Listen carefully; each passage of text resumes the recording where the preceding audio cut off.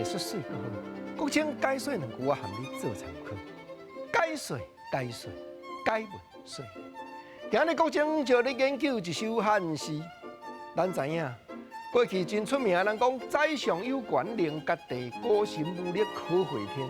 屈王甲伫咧甲午战争的时阵，出来甲日本人拼，出来甲日本人克，结果战一个输，毋但干那伊，甲伊共起义的因表兄，原来伫台湾咧做朝廷的命官，贾道良、贾相信，两个脱走去到福建，去到广东，毋过无几年。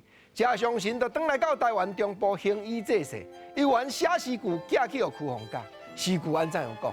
诗句讲：何欲书成扫达官，中原王气已凋残。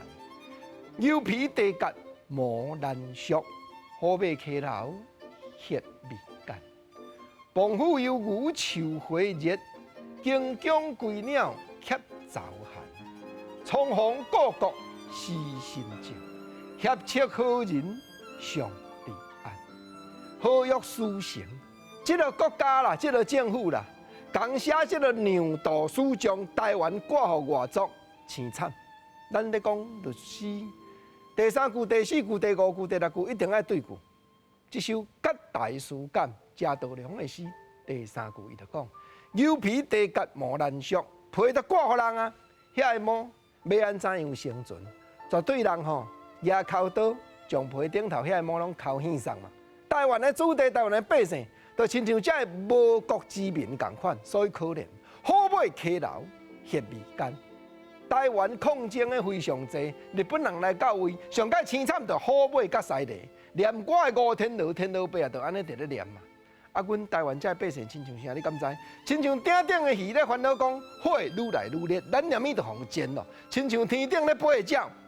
迄个拍拉的人，弓箭安尼上准准伫咧射，咱敢若听到弓箭伫咧射的声，听到箭飞过来，咻咻咻，咱就惊。安尼叫做荆姜归鸟，要倒转来到家己的巢窟，要倒转来到家己的厝，又搁惊讲是寒冷的环境。眼来看去，苍黄故国，贾道良咧讲的故国，当然就是清朝。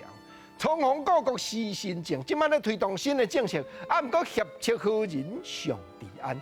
倒一个有才调提出政策的人，会当改变环境，甚至会当挽救这台湾的百姓，踮伫咧水深火热中。